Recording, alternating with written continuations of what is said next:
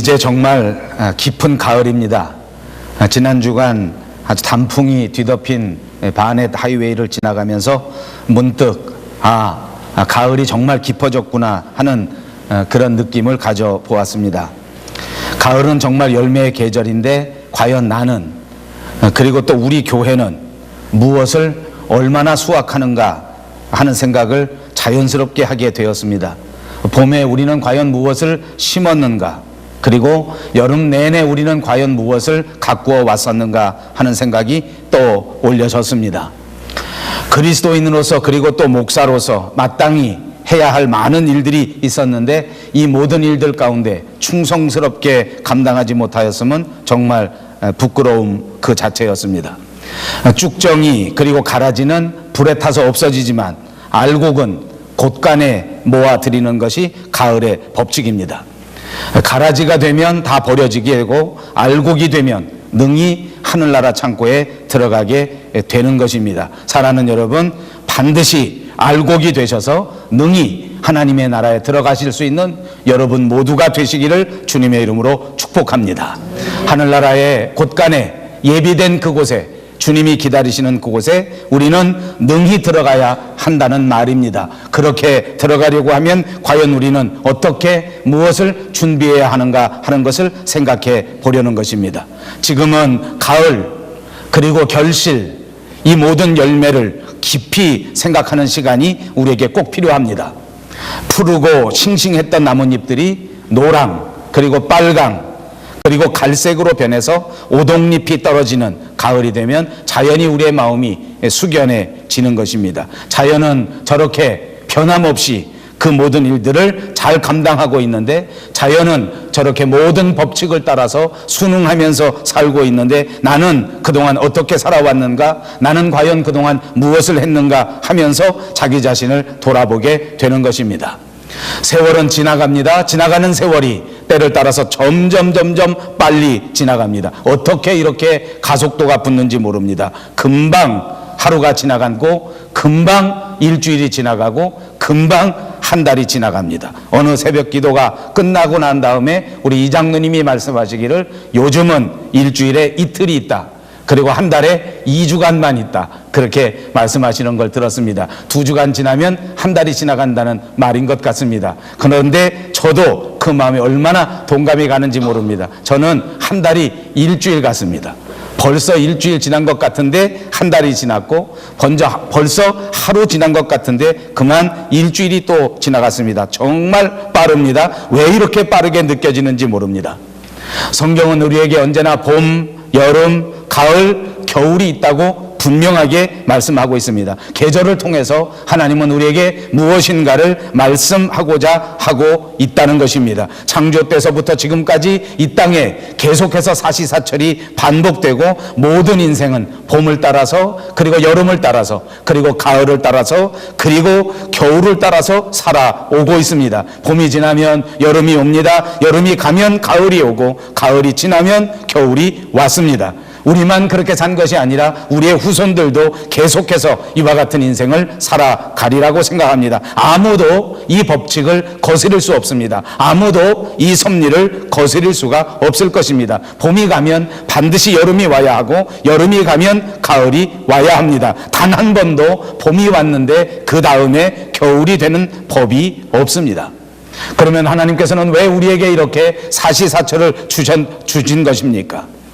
분명히 우리에게 말씀하시고자 하는 뜻이 있습니다. 하나님께서 자신을 나타내는 말을 신학적인 용어로는 계시라고 말하는데, 계시의 한 방편으로 자연을 주셨단 말입니다. 그리고 이것을 우리는 자연 계시라 그렇게 부릅니다. 로마서 1장 20절 말씀에는 자연을 통해서 하나님의 능력을 알 수 있게 되고, 자연을 통해서 하나님의 하나님됨을 알 수 있다고 말씀했습니다. 자연을 통해서 우리는 하나님을 알게 되고, 자연을 통해서 우리는 하나님의 뜻을 깨닫게 된다는 말입니다. 그러므로 우리는 계절이 바뀔 때마다 하나님께서 우리에게 말씀하시고자 하는 뜻을 깨달아야 하고, 하나님께서 분명히 우리에게 말씀 가운데 말씀하고 있다는 사실을 마음속에 새겨야 한다는 것입니다. 그렇다면 이 가을이 우리에게 주는 교훈을 다시 한번 되새겨보기를 바랍니다. 이 가을의 계절에 하나님께서 우리에게 말씀하시는 그 말씀의 뜻을 깨닫고 놀라운 은혜 그리고 놀라운 축복이 넘치는 아름다운 계절이 꼭 되시기를 다시 한번 주님의 이름으로 축복합니다. 첫째, 이 가을은 우리에게 열매를 맺어야 한다는 사실을 교훈하고 있는 것입니다. 가을은 말씀 그대로 열매를 맺는 계절입니다. 가을을 통해서 우리는 다시 한번 나도 내 인생에서 반드시 열매를 맺어야 되겠다 결심을 새롭게 하게 되는 것입니다. 마태복음 21장에 보니까 예수님과 제자들이 예루살렘 성으로 들어오는 길이었습니다. 예수님께서 시장하셨습니다. 그래서 길가에 무화과 나무를 보시고 그 무화과 나무에서 열매를 얻고자 하여 가까이 가셨습니다. 무화과 나무에는 특징이 있습니다. 열매가 나뭇잎보다 먼저 나오는 열매입니다. 그러므로 잎이 무성하다는 이 무화과 나무는 반드시 열매가 그 잎보다도 먼저 나와 있었어야 하는 것입니다. 그래서 뒤져보고 열매를 찾았단 말입니다. 그런데 그 나무에는 안타깝게도 열매를 찾을 수가 없었습니다. 마태복음 21장 19절의 말씀에 보니까 나무에게 이르시되 이제부터 영원토록 내게 열매가 맺지 못하리라 하시니 무화과 나무가 곧 마른지라 라고 기록되고 있습니다. 열매 없는 나무는 곧바로 저주를 받는단 말입니다. 열매가 없는 나무는 곧바로 존재의 가치를 상실하게 되는 것입니다. 하나님의 법도를 어긴 것입니다. 하나님의 은혜를 어긴 것입니다. 하나님의 섭리를 거스리고 만 것입니다. 이와 같이 오늘 우리 인생도 반드시 열매를 맺어야 한다는 것입니다. 열매가 없는 인생, 열매가 없는 삶은 존재의 가치가 없다는 것입니다. 주님께로부터 책망을 받게 될 것입니다. 열매를 맺어야 합니다. 그리고 열매를 맺되 반드시 아름답고 탐스러운 열매를 맺어야 될 줄로 믿습니다. 열매를 맺긴 맺었는데 아무 곳에도 쓸모없는 먹지도 못하는 열매를 맺는다면 그것 또한 아무런 소용이 없다는 것입니다. 이사야 5장 2절의 말씀에 보니까 하나님께서 이스라엘 백성들을 책망하는 말씀이 기록되어 있습니다. 포도나무를 심었습니다. 다시 말하면 이스라엘 백성들을 상징하는 것입니다. 많은 열매를 맺도록 아름다운 포도나무를 심고 여러 가지 환경을 조성해주고 반드시 좋은 열매를 맺을 수 있도록 완벽하게 환경과 조건을 구비해 놓았습니다. 그리고 하나님께서 기다리셨습니다. 탐스럽고 아름다운 열매가 맺혀지기를, 좋은 포도가 맺혀지기를 기다리고 원하셨습니다. 그러나 아무 쓸데없는 들포도가 맺혀지고 만 것입니다. 여러분 기억하십시오. 하나님께서는 오늘 이 시간도 저와 여러분의 인생을 통하여, 저와 여러분의 삶을 통하여 극상품 포도나무, 아름다운 열매, 탐스러운 열매가 맺어지기를 기대하고 있다고 하는 사실을 잊지 마시기를 바랍니다. 우리 인생은 그냥 왔다가 그냥 가는 것이 아니란 말입니다. 아무런 의미 없이 매일 자고 일어나다가 우리의 정한 대로 가서는 안 된다는 말입니다. 반드시 하나님의 기대에 따라 아름다운 열매, 탐스러운 열매를 하나님 앞에 드려야 하는 인생이라고 하는 사실을 기억하시기를 바랍니다. 열매를 맺어야 합니다. 아름다운 열매를 맺어야 합니다. 탐스러운 열매를 맺어야 합니다. 하나님이 영광 받으실 만한 아름다운 열매를 맺어야 합니다. 어떻게 해야 합니까? 요한복음 님 안에 있어야 한다고 말합니다. 나는 포도나무요 너희는 가지니 저가 내 안에 내가 저 안에 있으면 이 사람은 과실을 많이 맺나니 나를 떠나서는 너희가 아무것도 할 수 없음이라 말씀하셨습니다. 가을이 주는 첫 번째 교훈은 바로 열매를 맺어야 한다는 것입니다. 오늘 저와 여러분은 다시 한번 주 안에서, 그리스도 안에서 접붙인 나무가지처럼 반드시 주님과 동행함으로 아름답고 풍성한 열매를 맺으시기를 주님의 이름으로 축복합니다. 두 번째, 이 가을은 우리에게 감사해야 할 것을 교훈하고 있습니다.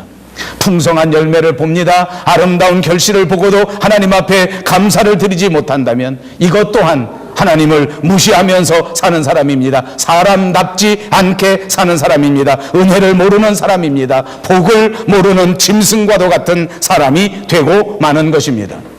누가복음 12장에는 한 부자가 나옵니다. 농사를 지었습니다. 풍년을 맞았습니다. 창고에 다 쌓아도 쌓을 것이 없을 만큼 그렇게 많은 축복을 받았습니다. 정말 농사가 잘 되었습니다. 이 부자는 너무 만족했습니다. 자기 스스로 자기 배를 두드리면서 스스로에게 말합니다. 내 곡간을 헐고 또다시 크게 지어야 되겠다. 그리고 내 모든 곡식들을 이 곡간에 다 넣어놓고 저장해놓고 쌓아놓을 것이다. 이제부터 나는 아무 일도 하지 않더라도 여러 해 동안 먹을 수 있는 곡식이 쌓였으니 얼마나 기쁜가. 이제 마음껏 먹고 마음껏 마시면서 즐거워하자라고 말했습니다.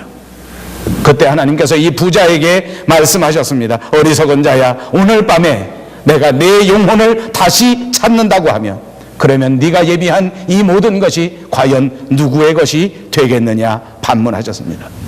하나님 앞에 감사하지 않는 자, 하나님을 도외시하고 인생만을 생각하는 자, 자기 힘만을 의지하는 자, 자기 힘으로 인생을 살 수 있다고 생각하는 사람, 하나님의 섭리를 모르는 사람, 하나님 앞에 감사를 모르는 사람에게 주는 엄중한 경고의 말씀인 것입니다. 사랑하는 여러분, 이 가을은 감사의 계절입니다. 하나님을 생각하는 계절이란 말입니다. 하나님께서 우리에게 베풀어 주신 아름다운 것들을 감사하는 계절이라는 말입니다. 영광을 돌려야 합니다. 감사하지 못하는 자는 우리가 받은 은혜마저도 또다시 빼앗기고 말 것입니다. 감사하지 못하는 자는 결국 책망을 받게 됩니다. 감사하지 못하는 자는 마지막 때 하나님 앞에 심판을 받고 슬피 울며 이를 가는 처지에 빠지게 될 것입니다. 추수감사절은 구약시대서부터 이어져 오는 기독교의 가장 큰 명절입니다. 그러나 우리가 이 추수감사절을 맞이하면서 현대적인 기원을 생각합니다. 청교도들이 신앙의 자유를 찾아서 미국에 상륙한 1620년 그리고 그 다음에 1621년 첫 수확을 얻은 그 가을에서부터 우리 추수감사절 현대적인 기원은 시작된 것입니다. 영국에서 메이플라워호를 타고 미국 대륙에 찾아간 청교도 일행들은 그때 당시에 102명이었습니다. 그들은 1620년 가을에 미국에 도착합니다. 그리고 모진 고난과 고초를 겪었습니다. 가든 악조건 속에서 농사를 지었습니다. 원주민들과의 불화, 그리고 모든 날씨 기후와의 싸움, 그리고 정말로 새로운 곳에 도착하여 적응해야 하는 그 3중고, 4중고, 5중고 고통 가운데에서 끝까지 견뎌내고 싸워서 드디어 첫 번째 농사의 결실을 보게 된 것입니다. 얼마나 감격스러운지, 얼마나 기쁜지, 얼마나 놀라운지 그들은 정말로 감격하고 기쁜 마음을 가졌는데 그때 가장 먼저 한 것이 이 모든 추수한 것을 먼저 놓고 먼저 하나님 앞에 감사의 제사, 감사의 예배를 드린 것입니다. 처음에는 서로 적대하고 서로 미워하고 서로 싸움을 했던 원주민들, 토인들하고도 또다시 화목하며 친목할 수 있게 되었습니다. 원주민 추장도 이 감사의 예배에 같이 동참했다는 것입니다. 그들이 그 원주민들, 토인들을 다 데리고 왔습니다. 그리고 선물로 사냥을 해서 사슴을 5마리나 잡아다가 가지고 와서 기쁜 예배에 동참했습니다. 계속해서 3일 동안 잔치를 벌이고 찬양을 드리고 찬송을 드리고 하나님 앞에 감사를 드렸던 것입니다. 드디어 1864년에는 이것이 미국의 전 국가적인 행사로 지켜지게 되고 우리 캐나다에서는 1957년부터 10월 둘째 주 월요일을, 그리고 우리 조국 대한민국에서는 미국을 따라서 매년 11월 세 번째 주일을 감사절로 지키게 된 것입니다. 사랑하는 여러분, 이 10월은, 그리고 이 11월, 이 가을은 우리 가정에서, 우리 직장에서, 우리 삶의 모든 현장 속에서 하나님 앞에 감사와 영광을 돌릴 수 있는 아름다운 절기가 꼭 되어야 될 줄로 믿습니다. 사랑하는 여러분의 가정 속에서, 여러분의 심령 속에서 하나님을 향한 깊은 감사가 있으시기를 주님의 이름으로 축복합니다. 세 번째, 이 가을은 우리에게 교훈합니다. 인생이 덧없음을 교훈해 주고 있습니다. 낙엽이 우수수 떨어집니다. 귀뚜라미가 귀뚤 구슬프게 울어댑니다. 사람의 마음이 어떻습니까? 이 가을에 깊은 가을이 되면 달수록 사람의 마음은 다시 옷깃을 여미게 됩니다. 이 가을에 인생을 생각하면서 인생이 기쁘고 즐겁다고 생각하는 사람은 거의 없습니다. 이 가을에는 모두가 다 하나님이 주는 교훈을 얻습니다. 가을은 외로움의 계절입니다. 가을은 인생의 무상함을 다시 한번 느끼게 해주는 계절입니다.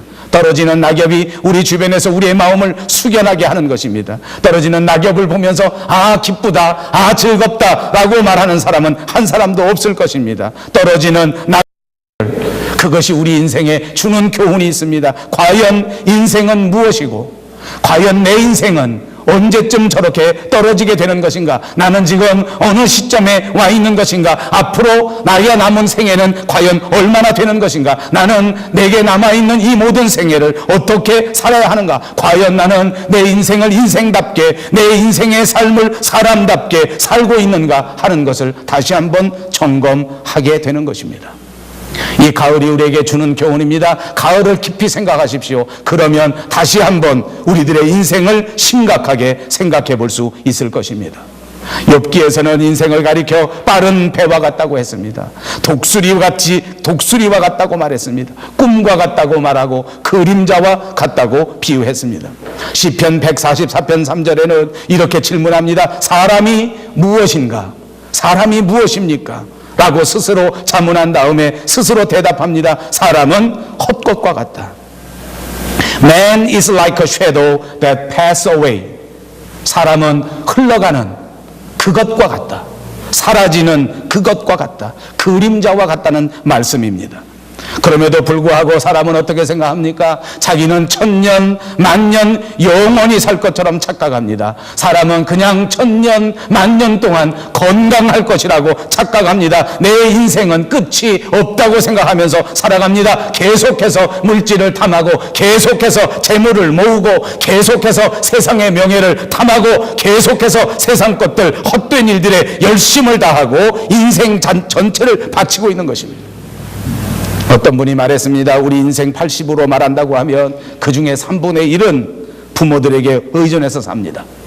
그리고 3분의 1은 장성해서 일가를 이루고 처자식을 먹여 살리느라고 삽니다. 그리고 3분의 1은 어떻게 사는지 압니까? 늙어져서 소외당하고 산다고 말합니다.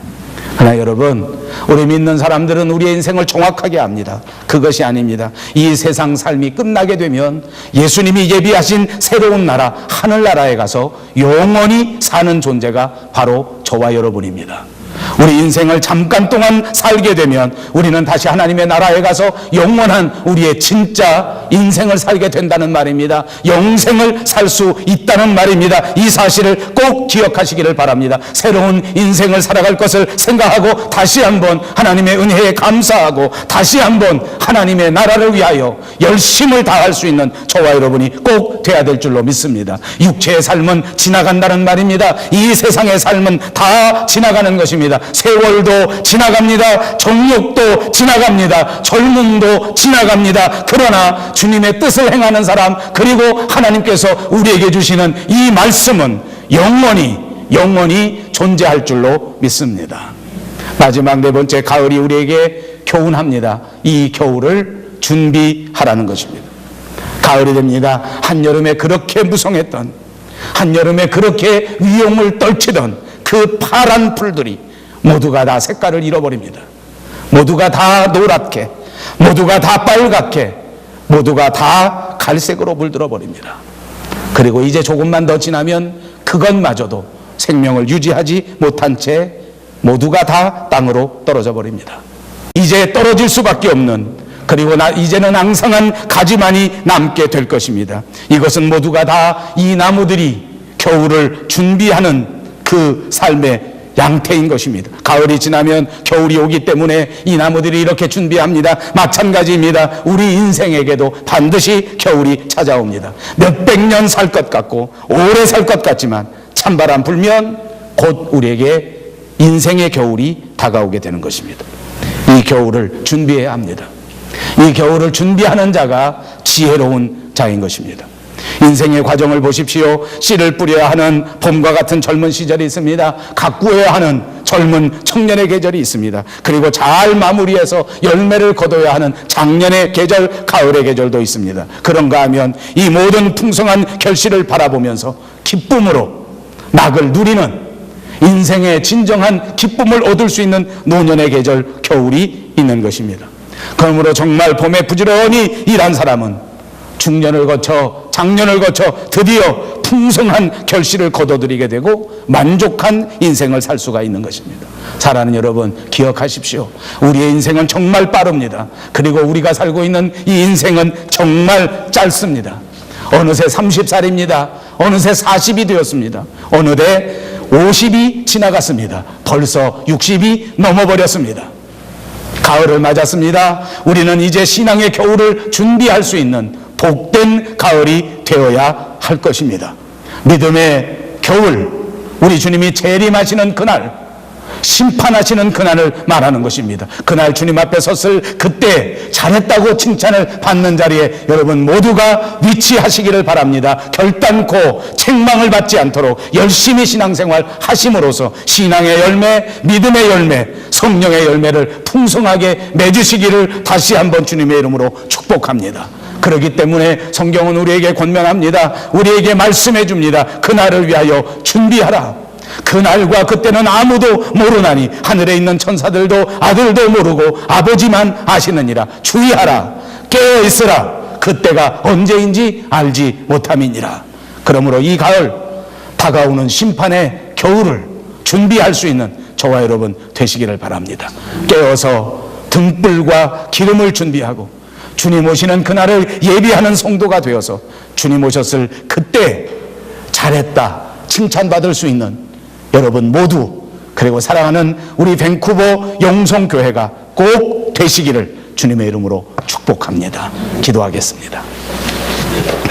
걸어가신 우리 하나님 참 감사합니다. 깊은 가을입니다. 이 가을에 다시 한번 믿음을 생각하고 인생을 생각하고 감사를 생각하며 준비를 생각합니다. 주여 우리를 도와주셔서 감사하는 종들이 되게 하시고 믿음의 겨울을 준비하는 지혜로운 자들이 되게 하여 주시옵소서. 예수님의 이름으로 간절히 기도하옵나이다.